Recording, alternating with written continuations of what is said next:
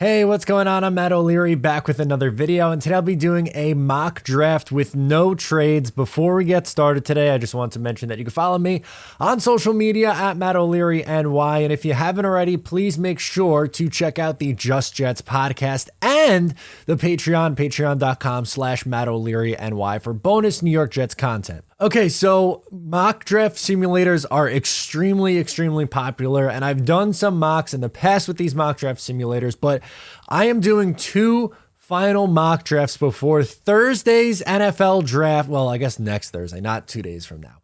But in 9 days, the NFL draft will be taking place, and I think, unfortunately, these mock draft simulators are interesting to look at, but I don't think you could take them 100% seriously, because I think that sometimes they rate prospects a little bit high or a little too high, and then they rate prospects a little bit too low. So I'm kind of doing a mix of all of them and just doing projection based. So where I think players are going to start coming off the board. So there's no mock draft simulator, and there's also no trades. So I will do one obviously today with all 9 picks, and then next week my final mock draft before the NFL draft on Thursday.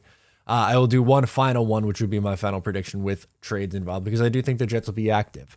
Also, if you don't know, on Thursday, Friday, and Saturday of the NFL draft, day 1, day 2, and day 3, myself, Ryan, and Green Bean will be live streaming all 3 days over on Jets Talk 24/7. You're not going to want to miss out on this. Okay, so round 1, pick number 4. Who are the New York Jets going to take? To me, I think it's going to be an edge rusher. I don't really see any other position that I think is going to be in play here at pick 4. I know some people like Sauce Gardner, and I like the prospect. I really do. I think he's a great player, but I don't see the Jets prioritizing the secondary first. I think they will go edge rusher, and I do think Kayvon Thibodeau ends up being the pick at pick number 4. My projection for the top 3 is Aiden Hutchinson 1, Trayvon Walker 2, Ike Ekwonu 3, which leaves Kayvon Thibodeau to the Jets at pick 4. They've met with him this week. I think the media hype is a bit overblown with some of the negatives to his game. I think this is someone who was supposed to be a number 1 pick for a majority of this year, recently started to fall. And I think if anyone can get the most out of him and keep his head on his shoulders, if that's really an issue, it's Robert Saleh. And I think he would be dominant. The Jets definitely need some help on the other side of Carl Lawson. So who better than Kayvon Thibodeau out of Oregon? It just fits the bill exactly what they need. They need an edge rusher. They need someone with some speed on the outside, and KT would do just that. To me, this is a no-brainer selection. Same kind of thing for round 1, pick 10, the second pick in the first round. I think the Jets should go wide receiver, and I think they're going to go with Garrett Wilson. To me, it's really between Garrett Wilson and Drake London. My preference is Garrett Wilson, so that's who I will have mocked to the New York Jets here. I think his route running abilities would fit in very nicely with what the Jets are trying to do on offense. He has really underrated speed, and he was productive in college, obviously, at Ohio State. Olave is another one who the Jets have shown some interest in, but I don't see him going off the board at pick 10. To me, like I said, I think it's between Wilson and Drake London. I see the upside with Drake London. Injuries scare me a little bit. Lack of separation could potentially scare me, where Garrett Wilson, I think, is the highest floor guy. And you need someone who can come in and produce right away. I'm not comfortable with just Corey Davis, Elijah Moore, and Braxton Berrios as your main 3. I think you need another guy in here. And to me, the safest option available is Garrett Wilson. I think he can come in and give you 900 plus receiving yards in year 1 and potentially develop and improve from there, which I know in 17 games is 900 yards phenomenal. No, but it's like not anywhere close to the kind of production that Jets receivers have seen in a very long time. So I don't think it's something that we should be dismissive of. And I think, again, it's just he fits. He fits the bill. The Jets like speed. The Jets like wide receivers who can play all 3 positions. And the Jets like good route runners. Check, check, and check. Okay, then we get into round 2. And this is where things can go a little bit different depending on, who you are and what positions you try to put an emphasis on. To me, I think safety is the sweet spot in the 30s. I think there's a lot of guys who are going to be available at the top of the second round. And someone that I could see the Jets targeting at pick 35 is Daxton Hill out of Michigan. He's a kind of a hybrid safety nickel guy. He can do a bunch of different things for you. Phenomenal speed, 4.38 40-yard dash. He's excellent in coverage and a good RAS score, which that matters to Joe Douglas. He likes to take those guys with the good RAS score. Over 9.03 there.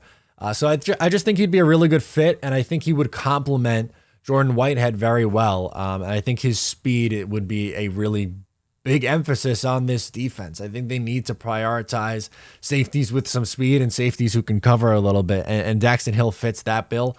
And if for whatever reason Michael Carter isn't working out in the slot, you could work him in the slot. Or you could even probably get Joyner on the field too and have 3 safeties on the field at the same time. You could do a bunch of creative things with Daxton Hill, and I think he would be perfect.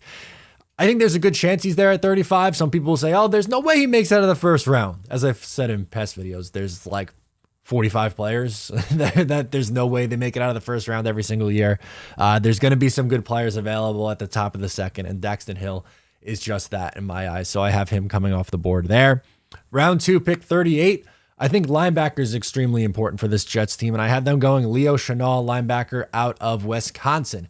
To me, outside of CJ Mosley, I don't like this linebacker core very much. Quincy Williams is a flashy player in terms of like with his speed and coming down and making some big plays, but I don't think he's very good in coverage. And at times I think he can over pursue. So I think he's better suited to coming in as a rotational player. I don't think he's a every down starting kind of a linebacker where Leo Chenal, I think, could do that. And really good speed on his end. 4.53 speed for a linebacker is good. He has good play recognition, which is important. He's a good open field tackler, which is also very important. And RAS score off the charts, a 9.99 for Leo Chenal. Give me him at the top of the second round. Robert Saleh should be happy with that. Okay, now this round 3, pick 69, nice. I think is a nice spot to start looking for the interior defensive line. I don't think you should be using a top 40 pick on the position, but someone like Fedarian Mathis, defensive tackle out of Alabama, I think would make sense in the 3rd round. He's a good run plugger, which kind of fills in for what you're losing for Foley Fadukasi, former team captain, which we know is important to Joe Douglas. He has a decent enough pass rushing skills that Robert Saleh can work with. And to me, I just feel like he's someone you could just put in a rotation role from year 1. I don't think you need to be like, oh, he's got to play, 70% of the snaps for him to be, worthwhile to take there. I don't think so. He kind of just has to fill the role as a poor man's version of what Foley Fadukasi was for this team last year. He's a little bit of an older prospect, but as long as you're not taking that kind of player super early, I think it's okay. And with Mathis, he has some other intangibles like the former team captain. It's not a small school guy like the Mike McCagnon drafting, 26-year-olds who played in like these small schools. He was pretty dominant in the SEC. So I'll give him a pass for his age. I think it'd be worthwhile for the Jets to take him in the 3rd round. Okay, now into round 4. I'm going in a little bit of a developmental role with both of these picks in round 4. So first one is pick 111, and I have Donovan West, center out of Arizona State. Now, he's definitely a developmental center. He's not someone who can start right away, which is fine because you have Connor McGovern this year. He can also play guard. He is undersized, which could be held against him, but he has some traits and some speed to make me think that he can survive and play at a pretty well level in the zone run blocking scheme that the New York Jets are going to be playing going forward. Does he have that prototypical center size? No, which is why he's available in the 4th round. That's part of the reason. But can he be developed into what the Jets are looking for out of their offensive lineman with his athleticism? I think there's a chance, and I'm willing to take that swing on a 4th rounder, and especially when you have 8 other picks that you're working with. So I'm going developmental center first, and then I'm taking my developmental tight end, Jake Ferguson out of Wisconsin. He is just steady.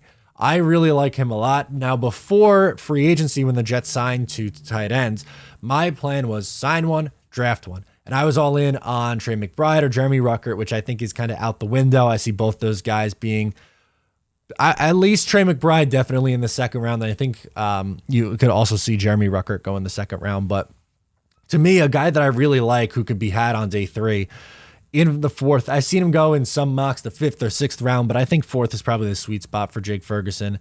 He's an above average run blocker. I think he has tight end 2 potential, and he's developmental. He doesn't have to be put in a major role in year 1. If there's an injury, I think you feel fine with him coming in and doing a job, but he's someone who you could kind of, stash on your roster and be tight end 3. Maybe Kenny Yeboah fights him and gets tight end 3, but I think Ferguson has higher upside than Kenny Yeboah. In round 5, pick 146, I am going with something that the Jets desperately need, which is a bruising running back and Brian Robinson Jr. out of Alabama. Now, this is another interesting one. I've seen him go as early as the high 3rd round and as late as the 6th round, but I think at the top of the 5th round, late 4th round, so maybe he's not there, but I think Brian Robinson could be there in the 5th round. 6'2", 225. Hello, short yardage situations. I think he would do really, really well complementing what Tevin Coleman gives you and what Michael Carter gives you. So you very much so. The Jets need that big body bruising kind of back. So I think that would be perfect for the New York Jets. And if someone like that is there for you at the top of the 5th round, grab him. If not, maybe like a Jerome Ford or Hassan Haskins. But I think Brian Robinson Jr. absolutely is in play at pick 146. And then to round out the draft class, round 5, pick 163, Damari Mathis, cornerback out of Pitt. Hey, those Pitt corners, they're pretty good for the Jets.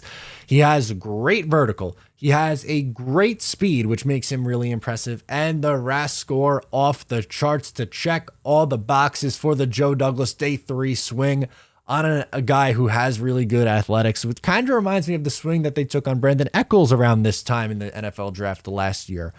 He was a day 3 swing on the position.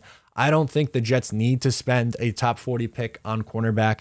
I'm good with Bryce Hall on one side. I'm good with Reed on the other side, and just add some depth with some high upside athleticism in Damari Mathis, the cornerback out of Pitt. So let me know how I did on the mock draft. I'll put it on screen right now to go through all positions. Thank you so much for tuning in today. Once again, I'm Matt O'Leary, and I'll talk to you next time.